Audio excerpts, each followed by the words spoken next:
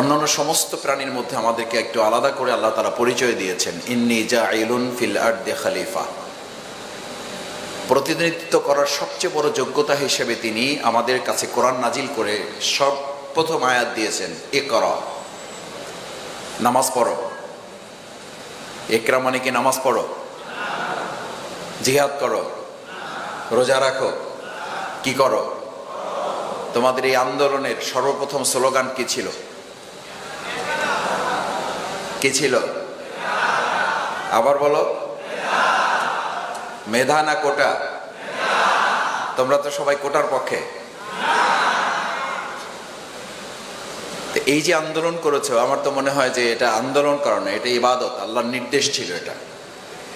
এবং সেই আন্দোলনে, সেই জিহাদে, সেই লড়াই, আল্লাহর নির্দেশ বাস্তবায়নে আল্লাহ আমাদেরকে বিজয় করেছেন, আলহামদুলিল্লাহ। এবং এই বিজয় আগামী দিনে আমরা ধরে রাখবো ইনশাআল্লাহ। কারণ মেধার রাজত্বে ইসলামী ছাত্র শিবির রাজত্ব করবে, এটার জন্য ইসলামী ছাত্র শিবিরের জন্ম হয়েছে আমাদের কোনো স্কুল থেকে, কলেজ থেকে, কোথা থেকে? ঢাকা বিশ্ববিদ্যালয় থেকে। যেই ঢাকা বিশ্ববিদ্যালয়ে আজকে এই আন্দোলনের শুরু, এই আন্দোলনের বিজয়, সেই ঢাকা বিশ্ববিদ্যালয় থেকেই বাংলাদেশ ইসলামী ছাত্র শিবির 1977 সালের 6 ফেব্রুয়ারি মাত্র 6 জন থেকে শুরু করে আজকে 6,000, 6 লাখ, আলহামদুলিল্লাহ। কয়েক কোটি ছাত্র জনতার মধ্যে বাংলাদেশ ইসলামী ছাত্র শিবিরের যে ভালোবাসা, যে জনসমর্থন, এটা একমাত্র এটার জন্য যে আমরা 3টা জিনিসকে সমন্বয় করেছি, মেধা, সততা এবং দেশপ্রেমকে সাথে নিয়ে এই দেশকে আমরা আগামী দিনে গড়ে তুলব। এটার ক্ষেত্রে কোনো প্রতিবন্ধকতা আমাদেরকে থামিয়ে রাখতে পারবে না। মেধা এবং কোটার লড়াই আমরা যেভাবে বিজয় হয়েছি, আগামী দিনে অন্যায় অসত্যের বিরুদ্ধে সত্য এবং ন্যায়কে বিজয় করে এদেশে ইসলামকেও বিজয় করা হবে একইভাবে ইনশাআল্লাহ। সে বিজয়ের জন্য তোমাদের এবং আমাদের প্রথম কাজ হচ্ছে, প্রিয় ভাইয়েরা, নাম্বার 1, যারা আজকে এখানে আছো তাদেরকে প্রথম ধারণ করতে হবে এই দেশটা আমাদের। আমাদের যদি বলে আরেকটু ছোট করে বলি, এই দেশটা আসলে তোমাদের। তোমরা এই দেশের, এই বিশ্বের মানুষের ধারণাকে পরিবর্তন করে দিয়েছো। তোমাদের দেখলে এখন আমাদের ভয় হয়। আমি আগেও বলতাম, তোমরা তখন এগুলো হাসতে। আমি বলতাম, তোমাদের সামনে যখন বক্তৃতা করে যাই তখন তোমাদের কেউ কেউ বলতো, ভাই খুব ভালো লাগছে বক্তৃতাটা, আপনার বক্তৃতা ইউটিউবে দেখি। তখন আমার খুব লজ্জা লাগতো আর কি। কিন্তু তোমরা যে আমাদেরকে খুশি করার জন্য বলতা, এটা 5ই আগস্টের পরে এখন বুঝি আর কি। আমি তখন হাঁটতে হাঁটতে যেতাম আর মনে করতাম যে যা বলছি এ তো আমি নিজেও বুঝতেছি না যে কি বলছি, কিছুই তো বলি না। এই ছেলেরা আমাদের চেয়ে এখন অনেক ভালো জানে, ভালো বোঝে, দুনিয়ার আরো অনেক তথ্য তাদের কাছে, টেকনোলজি তাদের কাছে অনেক বেশি। আমাদের এই বক্তৃতা তাদের শুনতে হবে কেন? এটা নিতান্তই তাদের প্রতি আমাদের একটা দায়িত্ব। কিছু সময় আমাদেরকে দেওয়া হয়, এই সময়টুকু তোমাদের কাছে আসলে বলা যায় যে অযথাই ব্যয় করে চলে যায়। আলাউদ্দিন আজকে আমাকে লাস্ট মেসেজ দিয়েছে, এইবার আসলে এই বছরে আপনাকে আর আসতে হবে না, আল্লাহর রাস্তে একটু আসেন। এইটা ছিল শেষ মেসেজ, যে এই বছরে আমি ছুটি পেয়ে যাব এই প্রোগ্রামের মধ্য দিয়ে। তা আমি আজকে বললাম যে আলহামদুলিল্লাহ, এটার মধ্য দিয়ে যদি পুরো বছর ছুটি পাওয়া যায় তাহলে আমি আসতেছি। প্রকৃতপক্ষে এটা বলছে এই কারণে, 2024 সালে তোমাদের আন্দোলনের যে মাত্রা এবং তোমাদের যে মেধা, তোমাদের যে চিন্তা, এই সমস্ত চিন্তাগুলোকে সামনে রেখে আমাদের কাছে মনে হয়েছে আমাদের সমস্ত চিন্তাকে ব্যর্থ করে দিয়ে তোমাদের মেধার রাজত্বে তোমরা রাজত্ব করছো, এবং এই রাজত্ব করে ইসলামের বিজয়কেও আগামী দিনে রাজত্ব করবে ইনশাআল্লাহ তোমরাই। কেন? এটা হচ্ছে এই জন্য যে বাংলাদেশ ইসলামী ছাত্র শিবির তো শুধুমাত্র ছাত্রদের জন্য তৈরি হয় নাই। আমি বহুবার বলেছি, বাংলাদেশ ইসলামী ছাত্র শিবির ছাত্রদের অঙ্গনে তারা রাজত্ব করবে, মেধার রাজ্যে তারা রাজত্ব করবে। সেখান থেকে আগামী দিনের সুন্দর ভবিষ্যৎ বাংলাদেশ বিনির্মাণে সুন্দর নেতৃত্ব তারা তৈরি করবে।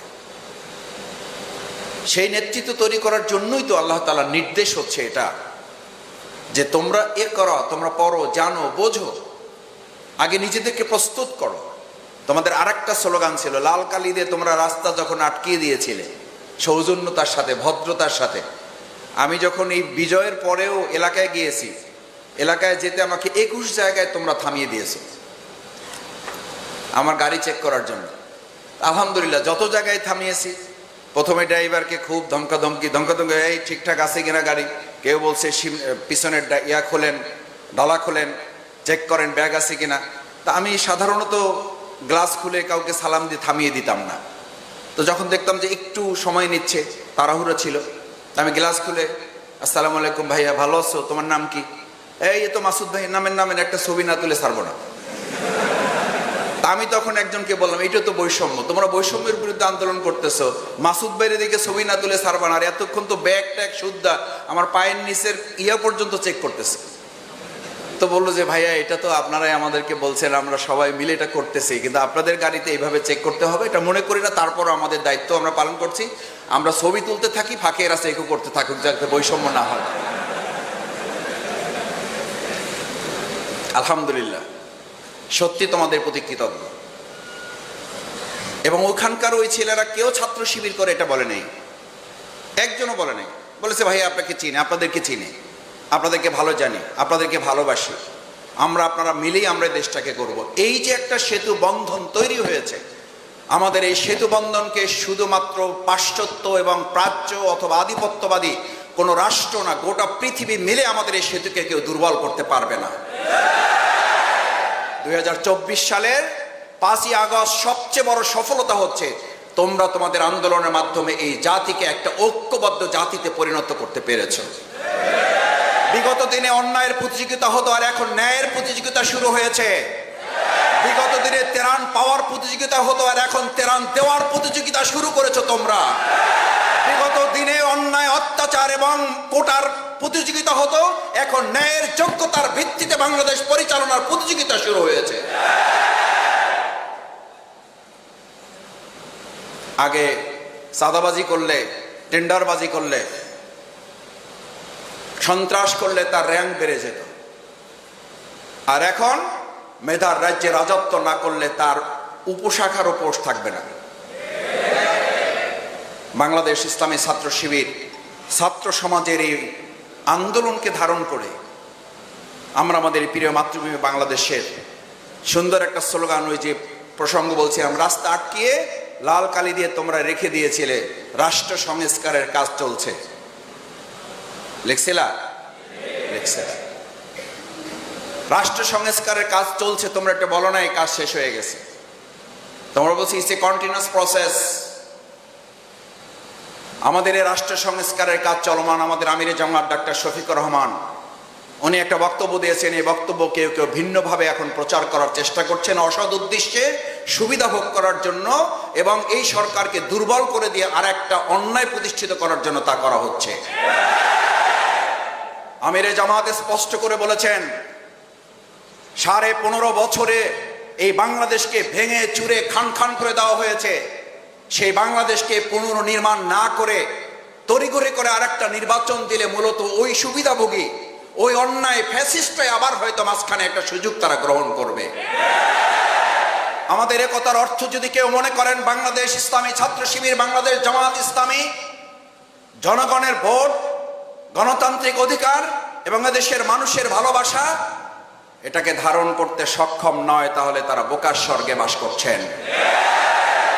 বাংলাদেশ ইসলামী ছাত্র শিবির, বাংলাদেশ জামাত ইসলামী, আমরা আমাদের জননেতৃবৃন্দের ফাঁসি হয়েছে।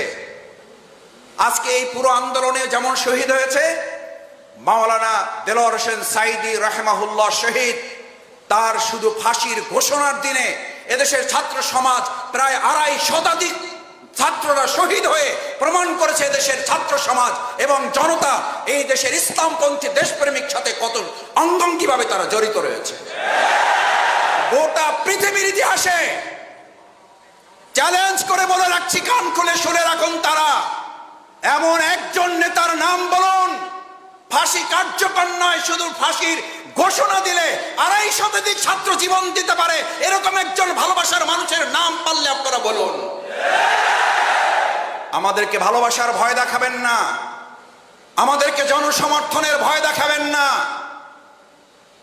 বাংলাদেশ জামাত ইসলামী, ইসলামী ছাত্র শিবির, এদেশের জনগণের ভালোবাসার জনসমর্থন না থাকলে আপনারাই স্বীকার করবেন, এদেশের জনগণ স্বীকার করে, বাংলাদেশ জামাত ইসলামী, ইসলামী ছাত্র শিবিরের পরে যে স্টিম রোলার চালানো হয়েছে, এটা যদি অন্য একটা সংগঠনের উপরে চালানো হতো, তাহলে চোখে তো দূরের কথা, মাইক্রোস্কোপ দূরবীন দিয়েও এরকম একজন সমর্থককেও তাদের খুঁজে বের করা যেত না। আর সেই জামাত ইসলামী, ইসলামী ছাত্র শিবির মাইক্রোস্কোপ আর দূরবীন তো পরের কথা, বুক ফুলিয়ে আমাদের নেতারা ওদিকে জীবন বাজি রেখেছেন, ফাঁসির মঞ্চে গিয়েছেন হাসতে হাসতে। রাজপথে আমরা একাধিকবার জেল থেকে বের হয়ে আবার রাজপথে মিছিল করে জনগণের পাশে ছিলাম। এখানে তোমরা যারা আছো, একাধিকবার জেলে গিয়েছে, এমন আছো জেলখানায় যাওয়ার পরে তারপর সাথী হয়েছে। আমার সাথে দেখা হয়েছে, বুক মিলিয়েছে। মাসুদ ভাই, আগে টুকটাক দুর্বল ছিলাম, শেখ হাসিনার প্রতি কৃতজ্ঞ। এই মহিলাটা জেলখানায় ঢুকানোর পর আমার মধ্যে যে বারুদ তৈরি হয়েছে, আমার মনে হয় বের হয়ে যে সাথী হবো একসাথে, নাকি সাথী না হয়ে সদস্য হয়ে যাবে। এই বলা লোক এখানে আছো, এই বলা লোক এখানেই আছো যে মাসুদ ভাই সাথীও হইতে চাই না, ডাইরেক্ট সদস্য। কারণ এই মহিলা যে বারুদ আমাদের মধ্যে যে অগ্নিগিরি তৈরি করেছে, কিছুই করেনি।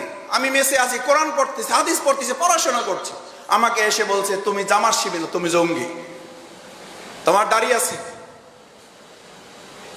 জামাত শিবির জঙ্গি আর রাজাকারের তকমা দিয়ে আপনি শেষ পর্যন্ত রাজাকার এবং স্বৈরাচারের তকমা নিয়ে দেশে থাকতে তো পারলেন না, চলেই গেলেন। আপনি শুধু বাংলাদেশের বিপদ না, গোটা পৃথিবীর বিপদে পরিণত হয়েছে। আপনি আমাদেরকে ঘর ছাড়া করতে চেয়েছিলেন, এখন আপনার পরিবারের সদস্যরা আপনারা নিয়ে দুশ্চিন্তায় আছে, আপনি যেন তাদের ঘরে গিয়ে আবার না ওঠেন। মনে আছে, দেখেছো ইন্টারভিউ তাদের। আমাদের স্বামী হারা করেছেন, আমাদের এই শহীদ পরিবারের সন্তান হারা করেছেন। আল্লাহ তাআলা আপনাকে জীবিত রেখে জীবিত অবস্থায় আপনাকে পরিবার হারা করে দিয়েছেন। আর আমরা তখন বুক ফিলিয়ে জনগণের ভালোবাসা, আল্লাহর রহমত নিয়ে বলেছিলাম, আমাদের অফিস হারা করেছেন, আমাদের ঘর হারা করেছেন। ঢাকা মহানগরী দক্ষিণের প্রত্যেকটা ঘর আমাদের জন্য অফিস, প্রত্যেকটা ঘরের দরজা খুলে দিয়ে আমাদেরকে গ্রহণ করার জন্য এই ঢাকা মহানগরীর লোকেরা বুক পেতে দিয়ে বলেছিল, জামাত ইসলামী, ইসলামী ছাত্র শিবির আসলে তাদের জন্য প্রত্যেকটা ঘর খোলা থাকবে। 15.5 বছর ঘরে থাকি নাই, আর শেষ 15 দিন যেই ঘরে ছিলাম, আমি বারবার বলতাম, ভাই আমারে ধরতে আসলে কিন্তু আমারে যা মারবে তার চেয়ে আপনারে বেশি মারবে, বুঝেন কিন্তু, বুঝেন কিন্তু। আমি জানি না পাশ থেকে ভাবি কিভাবে শুনছে। ভাই জবাব দেওয়ার আগে ভাবি তার পাশ থেকে, জানালার পাশ থেকে, দরজার পাশ থেকে বলছে, ভাই আপনার ভাই কি করবে জানি না, যদি আমার ঘরে কেউ অন্যায়ভাবে প্রবেশ করতে চায়, আমার এমনি 2টা দা আর একটা বডি আছে,